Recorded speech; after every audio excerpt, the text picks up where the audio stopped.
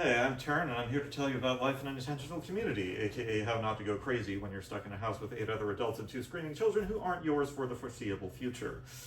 Why would anyone want to do this to themselves, you might wonder? Well, as COVID taught us all, it's even harder to keep your sanity when you're stuck in a box by yourself.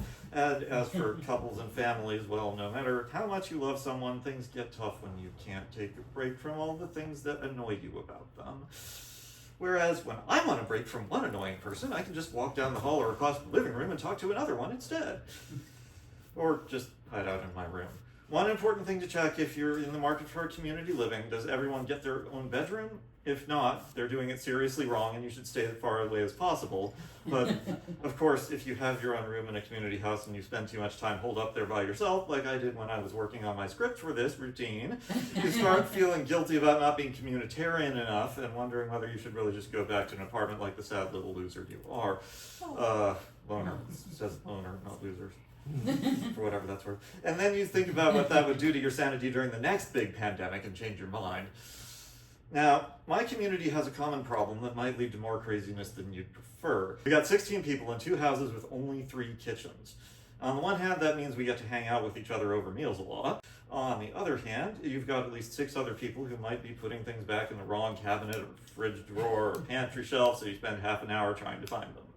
You know you're an intentional community that knows what it's doing when all those drawers and cabinets are shelves are clearly labeled with what belongs there, and there's one harried, self-appointed kitchen manager finding all the stuff people still put away in the wrong place and putting it back where it belongs. And of course, there are also at least 6 people who might be leaving dirty dishes or perishable food on the counter, and a lot of times you're not there when they do it, so you don't even know who to complain about in the house meeting. There are definitely upsides to community kitchens, though. For instance, everyone who moves in brings a whole kitchen worth of utensils and gadgets. So in a big group house like ours, you'll probably have every kitchen gadget known to science at your fingertips. Plus, with all those plates and cups and silverware, you can host a dinner party for a pretty much arbitrary number of people on a moment's notice. Just don't expect the place settings to be Martha Stewart level perfect, because of course, every single person's silverware is a different size and shape from the others. If you ever want to be emptying the dishwasher and be completely sure which spoons go in the little spoon slot and which ones in the big spoon slot, don't move to an intentional community. Speaking of big spoons and little spoons, one great thing about particularly neo-hippie-ish communities like mine is the cuddle parties. Where you can lay out a few big mattresses on the floor and make a whole spoon drawer made of people. Pro tip: if you're looking for maximum contact, being in the middle is great, but if you overheat easily, like I do, go for the biggest spoon because it feels like you're giving someone a horizontal hug. Littlest spoon just feels like you have a warm back and one arm across your chest, since the other one is just awkwardly crushed onto your neck. On the other hand, littlest is the only option you've got if you hate having your arm awkwardly crushed under someone's neck for a really long time. Anyway, back to the kitchen. Seriously, I could probably fill an hour or 2 with nothing but intentional community kitchen jokes. Now, if you like to hang out with people a lot, but still want your own freaking kitchen that's organized just the way you like it, and with no one to blame but yourself when it gets messy, there's a type of community called co-housing that might interest you. On the other hand, if you don't make 7 figures and want to dramatically lower your cost of living instead of significantly raising it, group houses are totally the way to go. I live in a $2 million McMansion with 2 kitchens. My bedroom has an amazing view over Lake Washington, and I pay $700 a month in rent. Something I should remind myself of next time I'm sticking someone else's leftovers in a Tupperware and washing their pot for them. But seriously, there are other ways of coping with crap like that. And another way to tell if you're in an intentional community that's doing it right: are there any kind of built-in therapy or personal growth processes? Since most of us were born into the nuclear family model and have never even met our neighbors, much less made friends with them and started eating dinner together, it does take some serious mental retooling to get really comfortable with community living. It can happen more or less automatically if you're willing to endure a lot of pain for a long time. They call it the rock polishing effect. See, as a rock tumbles down a river, it knocks against a bunch of other rocks until all the sharp corners get broken off and you're left with a pile of nice, smooth, ovoid river rocks living together in perfect harmony. Problem is, I'm not as hard as a rock, and I prefer a much more gentle way of sanding down my rough edges. Luckily, my community has that. Of course, it might not look gentle to you if you're not used to it. One of our big processes is a weekly 90-minute meeting called Forum, used in intentional communities all over the world, where we all sit in a circle and start out with a relaxing, vaguely hippie-ish exercise called heart play. It's never actually involved singing Kumbaya, but it easily could. And then, bam, people start getting up and pacing around the inside of the circle like caged lions, letting loose about all the big feelings that normal people only share with their therapists and maybe their spouses. Actual screaming is very rare, but has been known to happen, and people break down crying all the time. And if that doesn't weird you out enough, the facilitators will start telling the person in the middle to do weird things like walk backwards or carry a pile of pillows on their backs or somehow act out the events in their lives that have them so worked up, like improv comedy, but without the laughs, mostly. Seriously, there's a rule that even if something funny happens in the middle, people in the circle aren't supposed to laugh. But seriously, this is actually a lot better than it sounds. Even without the laughs, watching the facilitators turn other people's deepest feelings into improv routines can be great fun. And of course, you get to unburden yourself in front of a group without having to check if your health insurance covers that kind of therapy. Now, back before COVID, we had people coming from far and wide to try out our forum. But of course, the first time they saw someone get up and do a screaming rage share, 3/4 of them ran away. Sometimes literally sprinted out of the room, and we never saw or heard from them again. I don't think we gave any of them a fatal heart attack, but I guess there's no way to be sure.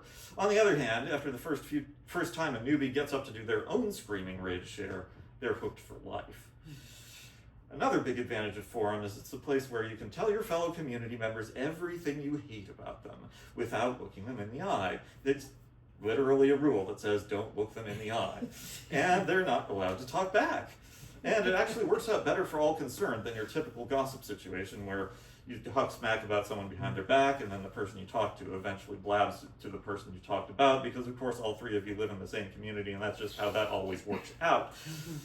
Yeah, it turns out it actually feels better for them when you say it to their face, even when you're studiously avoiding actually looking at their face. Then, once you've made it clear to someone they're doing something that pisses you off, we have another process called conflict navigation. Not conflict resolution. That's too ambitious for us. We wanted to make sure to name it something that makes us not feel too bad when it doesn't work, like making your dishwasher feel better about that one bowl that's still encrusted with baked-on melted cheese by calling it a dish soaper and rinser instead. And yes, that one asshole who didn't let his bowl of mac and cheese soak for a while in the sink before sticking it in the dishwasher is a prime candidate for conflict navigation. Unless you're in a co-housing and he's got a dish soaper and rinser all to himself and no one but himself to blame. So yeah, in conflict navigation, the two of you get in a room with some agreed-on third person who both of you feel safe with, who keeps you from going off the rails, while you talk about your differences and the feelings involved, and the childhood traumas behind those feelings, and the traumas your parents had to deal with that made their parenting so screwed up, which of course had to do with the crap their parents did to them, and so on. And so on. We go all the way back to the Big Bang if we have to. And then, only then, do you finally, maybe, get around to working out some practical agreement about how to be kinder to each other in the future. Problem solving is almost a dirty word in my community. It's like the option of last resort when just talking about our feelings doesn't magically fix everything. And when that doesn't work, and you declare victory anyway, because at least you've navigated the conflict, but you still just have to live with the fact that sometimes the parents of those two screaming kids I mentioned at the beginning are going to let them smear yogurt on the couch cushions and then forget to wipe up after them.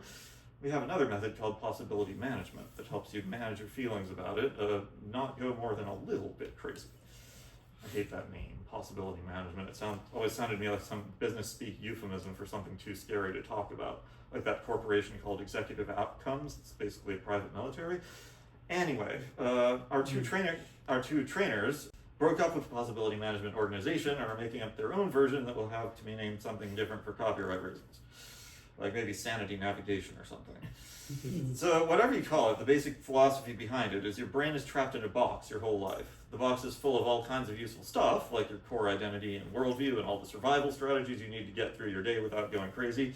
It's even got a whole set of remodeling tools, so you can make it bigger to accommodate new ideas and strategies, and kind of like a power-up in a video game.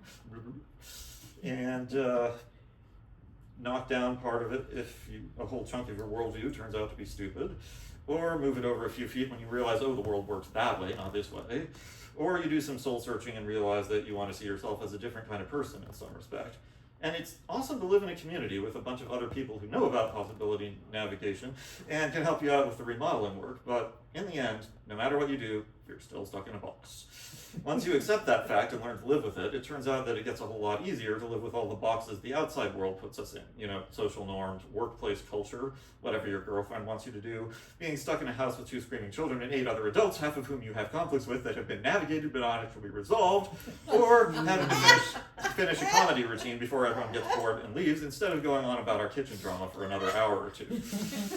So yeah, I'll wrap it up there, and if any of you are now thinking this wacky intentional community way of life is worth checking out, take a look at the directories on ic.org and ecovillage.org. We are everywhere. There are communities in every state in the Union except North Dakota, Nebraska, and South Carolina, plus tons in Europe and at least some on every other continent except Antarctica.